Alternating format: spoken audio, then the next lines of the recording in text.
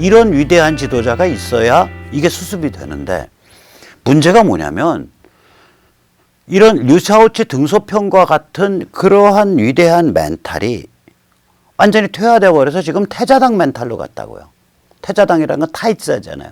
우리가 태자, 왕의 아들, 계승권을 가진 그걸 태자라고 하잖아요. 태자당으로 퇴화했단 말이에요. 태자당이라 결국 뭐냐면 이 공산국가는 원래 부패와 특권이 심해요. 그럴 수밖에 없잖아요. 자, 서류상에는 저기 뭐 누가 저 공장 책임자로 갔대. 그 근처 보니까 집이 한 다섯 채 있네. 그 중에 보니까 저기 뭐 대지 150평에 단독주택 기와 옛날 50년 내 것들이네 다. 그거 뭐 하나 그냥 줘. 그래서 하나 주면 그 중에 집이 남향인지 우향인지 배수가 잘 되는지 천장에 저기 뭐야 물이 안 새는지 그동안 집을 잘 써가지고 기둥 같은 게 안 썩었는지 뭐 집에 무슨 벌레나 이런 거 많이 안 끓는지 이거에 따라서 그 다섯 채가 다 등급이 다른데 서류상에는 갖게 돼 있다고요. 그러면 주는 사람 마음에요. 뻔히 아니까 지방에서는 다섯 채 중에 정말 좋은 거를 줄 건지 아니면 나쁜 걸 줄 건지 주는 사람 마음이요. 오야 마음이야. 그럼 이제 제가 이제 거기 가서 지방에서 무슨 공장장으로 후임해서 집을 한 채 받게 돼 있어. 내가 달려가야 될 거 아니야. 집 뭐 줘야 될 거 아니야 가서. 그러면 이제 배급 받은 거 좋은 거 이제 꿍쳐놨던 거 그 둘둘둘 싸가지고 가서 이제 다 바친단 말이에요. 완전 배급 경제에서는 뭐 배급표로 돌아가니까 돈이 별로 의미가 없어요. 돈 가지고 살 수 있는 것도 별로 없어요. 그래서 소련 같으면 옛날에 가게에 물건이 없으니까 사람들이 다 푸대자루 하나를 꾸겨갖고 저기 가방에 들고 다니잖아요. 그러다가 지나가다가 빵 있어? 그럼 딱 줄 서는 거예요. 지나가다가 비누 있네? 줄 서는 거예요. 그러니까 그 가보셨겠지만 요새는 아마 많이 아셨을 텐데 제가 10여 년 전에 모스크바 가면요. 가게 점원이 손님 대하기를 뭐 거지 대하듯이 해요. 제가 그래도 달러로 그럴듯한 밥 사 먹는 놈인데 물그릇 와서 턱 던지고 가고 컵도 딱 소리나게 내려놓고 그냥 얼굴에 반갑다는 기색이 있는 게 아니라 나 귀찮아. 너 안 와도 먹고 사는데 너 꼭 우리 가게까지 와서 먹냐? 거의 그게 막 얼굴에 묻어나요. 그 왜 그러냐? 만성적 물자 부족 상태에서 물건 마지막에 뿌려주는 놈이 왕이야. 그러니까 이게 공산국가라는 게 부패와 특권에 의한 과두체제예요. 원래가 처음부터. 근데 거기에 2세, 3세가 되면 그 뭐 특권층에 사는 그 지역에 뭐 중난원가 뭔가 있잖아요. 이름도 까먹었다. 베이징에 있는. 거기에 딱 동창 관계로 같은 유치원 나왔고 같은 초등학교, 같은 중학교, 같은 고등학교, 같은 대학교. 서로 누구는 누구의 무슨 뭐 사돈이고 누구는 누구랑 의형제고 누구는 누구랑 뭐 연애 중이고 다 그렇게 얽혀 있는 최상류층들이라고 이게. 공산국가의 부패와 특권에 찌들어 있는 과두체제의 2세, 3세는 뭐가 되겠냐고. 그 인간 유형이. 1세들은 그거를 만들어낸 사람들이고 거기에서 고민이 있었던 사람들 아니에요. 2세, 3세는 뭐가 되겠냐고요. 예를 들어서 우리나라에 그룹사들끼리 회장들끼리 그래도 야 우리 말이야 10조 클럽 하자 혹은 뭐 1조 클럽 하자. 1조 이하인데 그것도 안정되지 않은 뜨내기 사업은 끼지 마. 안정돼 있는 오리알을 갖고 있는 매출 1조 이상 회장들 모여봐. 그래서 딱 회장들이 모인 다음에 우리 저 손주 애들 따로 그 학교 다니는 저기 그 학교 하나 따로 하나 만들지 뭐 학교라고 간판이나 걸을 거 있어. 그냥 모여서 그냥 같이 공부하면 되는 거 아니야? 한국의 교육법이랑 어긋나는데요. 그러면 좀 가까운 데 만들지 뭐 엄마 아버지도 좀 잘 다닐 수 있는데 대마도에 만들어. 땅 한 10만 평 사서. 그래서 부모들이 뭐 노산 거기 가서 살고 거기 한 10만 평쯤에서 다 대대손손이 거기서 자기들끼리 모이고 보니까 야 그래도 저기 무슨 조선일보나 뭐 이런데 그 핵심 한 두세 명은 끼워줘야 되는 거 아니야 그 자제들. 저기 뭐 동화도 좀 끼워줘야 되고. 정치권은 좀 마음에 안 들지만 그래도 그 뭐 한 5선 정도 이상 하고 좀 왔다 갔다 하는 건 당대의 아들 손자까지만 끼워주지. 이렇게 해서 자기들끼리 모여 산다고 한번 상상을 해보세요. 한 학령층에 한 100명. 그 다음도 100명. 그 다음도 100명. 그 다음도 100명. 그래서 초중고등학교 12년 다 해도 한 1200명. 항상 한 1200명 정도가 유지되는 그런 커뮤니티가 있다고 생각을 해보시라고. 그게 태자당이에요. 그렇게 자란 애들이에요. 유치원도 그렇고. 유치원도 그러면 K-12면은 유치원에 만약에 2년 다닌다 그러면 그게 어떻게 되냐면 12에다가 14, 100명, 1400명. 다 그렇게 항상 어느 시점에 고3서부터 유치원 지금 입학하는 애들 숫자가 몇 명이야? 1400이네. 예를 들면 뭐 한 학령에 한 학령 연령층에 뭐 그게 100명이 아니라 200명 그러면 2800명. 그게 뭐 300명 그러면 4200명. 그렇게 자란 친구들이에요. 이 사람들이. 어떤 관점을 갖겠냐고요. 세상과 사람에 대해서. 퇴화되는 거죠. 세상 뭘 모르는 거예요. 우리나라 뭐 아무리 그거 해도 안 그렇잖아요. 그 재벌사 자제분들 뭐 제일 좋은 초등학교 어디지? 사립학교. 수유리에 있는 영훈이에요. 여기 영훈가? 중학교는 어디예요? 중학교까지는 그래도 한국서 좀 다니는 게 좋은데. 삼성은요. 이재용 회장이 유학을 못 가서 서울대 동사과를 나왔을 것 같아요? 아니잖아요. 이건희 회장이 그래도 대한민국에서 기업을 해야 된다라고 생각을 해서 그 운동권이 장악하고 있는 그 살벌한 서울대 옛날에요. 사회대에서 제일 많이 감옥 많이 가는 데가 사회학과입니다. 거기는 한 학년에 저희 때 한 20명 갔는데 20명 중에 감옥과 재적을 합치면 12~13명이 그래요. 그 다음에 이제 인문대에 딱 가면 제일 많이 감옥 가고 재적당하는 학과 2개가 어디냐면 국사과하고 동사과입니다. 거기 한 학년이 만약에 20명씩이다 그러면 한참 때 70년대 말 학번, 80년대 초학번부터는 초학번 한 몇 년 동안 이재용 회장이 아마 고학번 때일 거예요. 80학번, 81학번 이럴 텐데 82학번. 그러면은 20명 중에 15명 정도는 재적되거나 감옥을 가요.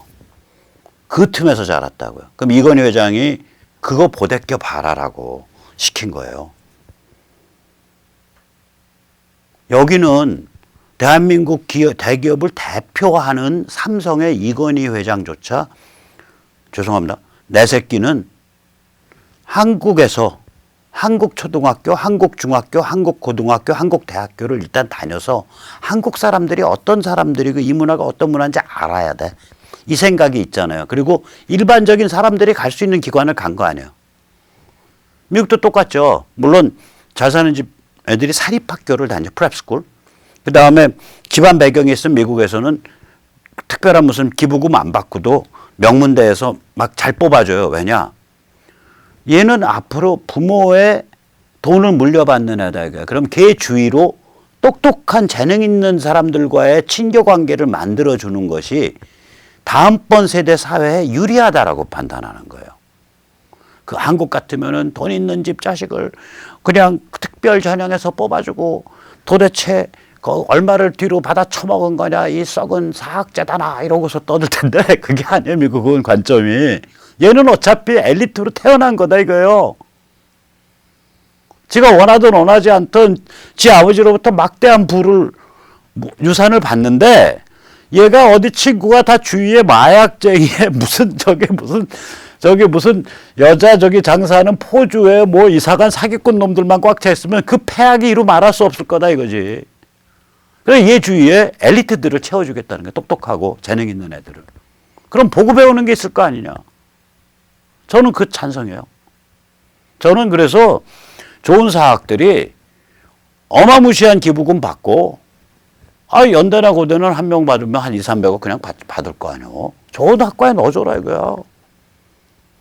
서울대 거기도 건물 반채 지어주고 한 200~300억. 좋은 학과 넣어줘라 이거예요. 어차피 금수저 물고서 사회에 영향력 발휘할 수밖에 없다 이거 인정하자 이거예요. 그러면 그 주위에 똘똘한 사람으로 채워주는 게 좋다 이거예요. 단지 그 숫자를 교육부에서 총량을 전국적으로 뭐 예를 들면 한 학년에 500명이고 한 학교당은 전체 입학 정원에 0.1%를 못 넘어. 서울대 같으면 30명 못 넘어, 뭐 50명 못 넘어. 이렇게 그런 룰로 정해줘야지 그 특별 TO들. 그렇게 했어야 돼요. 이게 한국이 아주 평등주의 때문에 골병이 드는 나라입니다, 여기가. 자, 그건 그렇고. 그러면 이제 이런 식으로 퇴화를 해버렸단 말이에요. 퇴화를 하니까 해야 할 일을 해낼 지도층이 존재하지 않는 상태인 거예요, 지금 중국이. 그럼 중국에서 앞으로 무슨 일 벌어지냐? 뻔한 거죠. 아까 세 가지 조치라는 게 다 뒤로 한 걸음 물러나가지고 방어전선을 구축하는 거거든요. 그러니까 첫째, 아까 세 가지 전선, 손절매. 북한, 이란, 베네수엘라, 생각구, 남사군도 진주 목걸이. 이거 손절매 해라. 두 번째, 자유화해라. 티베트, 신강, 홍콩, 그 다음에 기독교, 그 다음에 노동 환경 이런 데 대한 인권 보장, 자유화를 해야 된다. 두 번째. 그 다음 마지막 세 번째 뭐예요? 제도 정비해라. 지재권 약탈, 해적질 없애게 하고, 영업비밀 강탈 없애게 하고, 그 다음에 뭐 이런 것들. 그러면 이런 것들을 해낸다는 거는 거기까지 퍽 물러나가지고 지금은 고생스럽지만 중국의 도약을 위해서 우리 허리띠 졸라매고 한번 다 같이 갑시다. 예를 들어서 농공에 대해서 발표를 하는 거지. 앞으로 공장들 대대적으로 이전할 텐데. 중국 가보면 의외로요. 장치 공장 그렇게 많지 않아요. 특히 경공업 공장들이 많다고요. 이전 쉬워요. 이미 이전 현상이 있어. 어떤 현상이 있냐. 제가 똑똑한 친구예요. 그래가지고 이제 아주 빠릿빠릿해. 그래가지고 이제 심천 같은 데 와서 괜찮은 회사에서 이제 해외 영업 담당으로 이제 영어도 이제 익히고 기술적 컨셉도 익히고 그다음에 이제 영어도 익히고 그다음에 고객 기반도 만들었어. 그럼 이제 제가 독립을 해요. 한 10년 지난 다음에. 제가 어디 출신이냐. 뭐 고속철로 한 2시간 가는 호남성 어디 출신이야. 시골 마을. 그러면 거기는 급여가 심천 동관의 3분의 1이거든. 그럼 거기에다가 한 20명짜리 조그만 중소공장 만들고 형님 이거 만드세요. 저희 사촌 형한테. 제가 밖에서 팔을게요. 아 만드는 돈 없다고요? 아, 제가 지금 모아놓은 돈 있으니까 질르면 됩니다. 기술자 없다고요? 아내 친구 지금 심천에서 기술자 구해가서 보내드릴게요. 걔가 한 최소한 5년은 근무할 수 있으니까 제 주식 나눠줬으니까 5년 동안 현지에서 기술자 기릅시다. 그래가지고 만드는 거예요. 그래가지고 매출 크게 하나? 크게도 안 해. 한 달에 한 5천만 원 수출하면 임금 차이가 워낙 나니까 한 2천만 원 남아요. 1년에 2억 4천 남아. 어마무시한 돈이 남는 거예요. 중국의 이런 야심찬 젊은이 입장에서는. 다 그런 식으로 지금 풀려가고 있거든요. 풀려왔다고요. 그러니까 그 얘기가 뭐냐면 이미 공장이 그렇게 내륙으로 가는 현상이 있다는 얘기예요. 이미. 그럼 그 현상을 더 촉진시켜주면 되거든. 그럼 노동인권을 보호할 수 있다고요. 오늘 당장 못해 그러면 앞으로 5년에서 10년에서 이러이러하게 간다.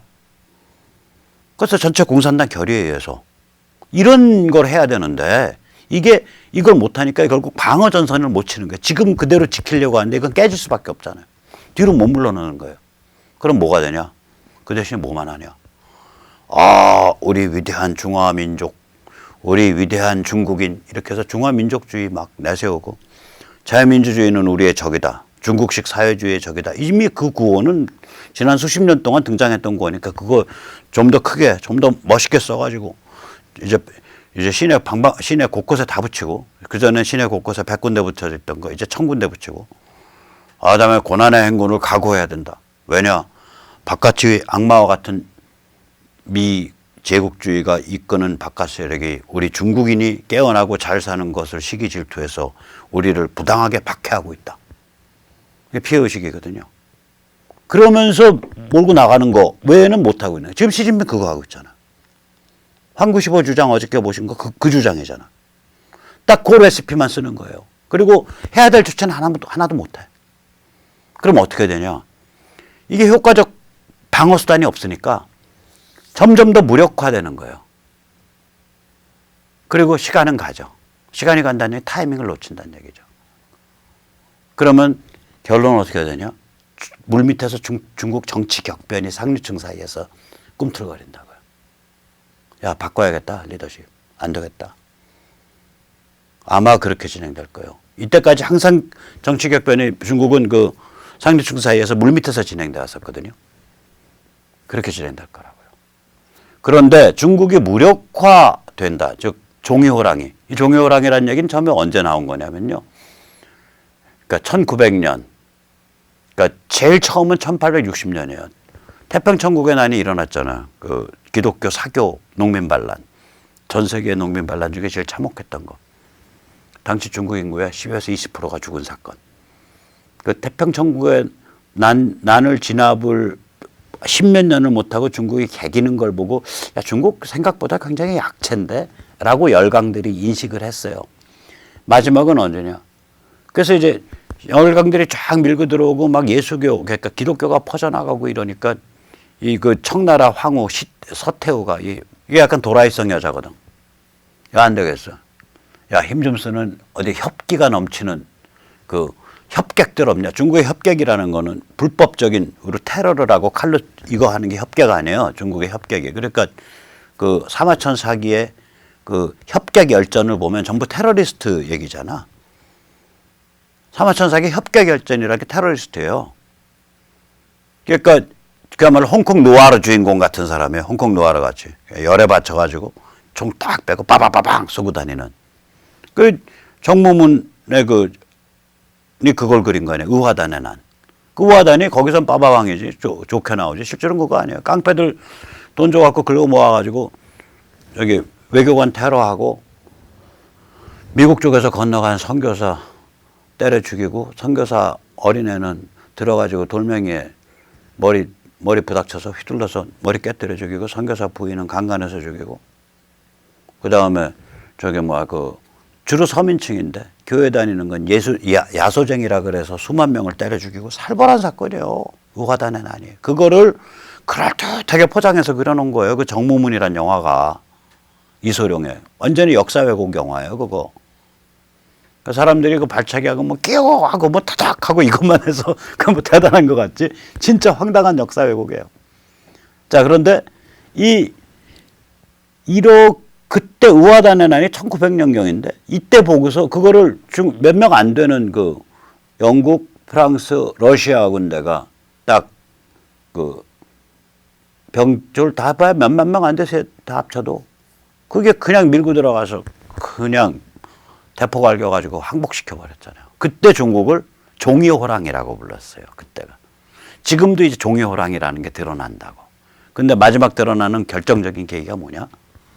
미국이 북한을 접수 해방시키는 순간입니다.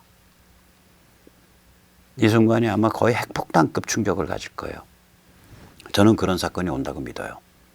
이게 그렇게 가고 있어요. 그래서 임계치를 딱 넘으면, 즉 다시 말해서 미국이 판단하기에 중국은 우리가 북한을 접수 평정해도 효과적인 저항 못해. 함부로 못 날뛰어. 이제 때가 됐어. 라고 판단할 때 이 사건이 일어난다. 그게 언제인지는 좀 모르죠. 그게 언제인지 알면은 제가 돗자리 깔아야죠. 그러나 경향이, 트렌드가 거길 향해서 가고 있다. 자, 이제 중국 지도층, 지식층 욕 잔뜩 했는데 그럼 한국은 낫냐 이거예요. 자기 눈에들은 대들보는 모르고 남의 눈에들은 티끌만 얘기하네. 그죠. 한국도 한심해요. 정말 개한심합니다. 야, 한국도 그 지도층, 지식층이 완전히 퇴화했어요. 제가 이거 세네탈출에서 몇 번 말씀드렸는데 지난 30년 동안 한국이 인물을 못 길러냈다니까요. 정당 정치를 가던 법조를 가던 대학을 가던 초중고 교사를 가던 어디를 가도 인물이 없어요. 인물이. 저 인물이다. 저 식견도 있고 통찰도 있고 세계 어떻게 돌아가는지도 알고 배짱도 있고 인물이구나. 그래서 같이 뭘 좀 도모를 할 수 있겠구나. 이런 사람이 없다니까요. 한국이. 그런 사람이 도처에 깔려 있으면 저는 그냥 방바닥에서 뒹굴거리면서 책이나 보고 그냥 놀아요. 좀 덜 벌고 덜 쓰고 살면 되지. 이제 애들도 다 컸는데 무슨 욕심 있다고. 인물이 없다니까요. 여기가. 이게 원인이 세 개예요. 우선 첫째가 뭐냐면 이 정도 문명을 감당하려면요. 그 문명을 감당하게 하는 정신이 있어야 돼요. 그 정신에 샘물이 있다고요. 이걸 현대 문명을 감당하는 정신의 샘물을 다 해치고 나면 구성 요소는 기독교 유대 기독교 전통, 주데오 크리스천니티하고 그 다음에 그리스 로마 전통, 그레코 로마하고 두 개 나오는 거예요. 그 구성 요소는. 근데 이 두 개의 구성 요소가 결국 가서는 영국과 미국이 지난 한 200년, 300년 동안 주도를 해왔잖아요. 그걸 가지고 현대 문명을 감당하는 정신적 틀을 만들어 온 나라는 영국과 미국이라고요. 또 좀 넓혀서 보면 서유럽과 미국이란 말이에요. 그런데 여기 서유럽과 미국이 이제 두 번의 세계대전 거치고 그다음에 여러 가지 전에 자세히 말한 그런 사정 때문에 결국은 60년대 중반 이후 지난 50년 동안 완전히 해체혁명에 휩쓸어 버렸잖아요. 가족, 섹스, 뭐 선악, 시비 이런 거에 대한 근본 판단을 다 버려버렸다고요. 다 뭉개버렸다고요. 그러니까 정신의 샘물이 오염된 거예요. 그게 50년을 진행돼 왔어요. 그 샘물 아래 두 개 물이 뻥뻥뻥뻥 솟아나는 구멍은 기독교 유대 전통하고 그리스 로마 전통인데 샘물 구성하는 여기에 그냥 온갖 이끼에 바이러스에 산업 폐기물 들어가 가지고 이게 완전히 밖으로 빠져나오지 못하고 완전히 이상한 썩은 웅덩이 같이 돼버렸다고 이게. 50년 동안 이거예요. 그러니까 거기서 뭘 배워오면 우리나라 지식층이라 거기서 배워온 거 아니에요. 일본에서 배운 것도 일본도 그걸 받아서 배운 거고. 배워오면 이 원단이 썩어 있는 거 50년 동안 수입한 정신의 원단이 그 원천이 거기다가 우리는 1990년대 이후로 중국과 깊은 경제적 결합을 하게 되잖아요. 중국과 밀어를 하게 되죠. 친중파적 관점이 지배하는 세상이 되죠. 또한 1990년대 이후로 전쟁이나 평화냐 햇볕이냐 뭐 이런 거가 지배하면서 간첩 공작이 강화되죠. 이 세 개의 이유입니다. 하나는 정신의 샘물이 오염됐다. 두 번째는 중국과 밀월 관계에서 먹고 살아왔다.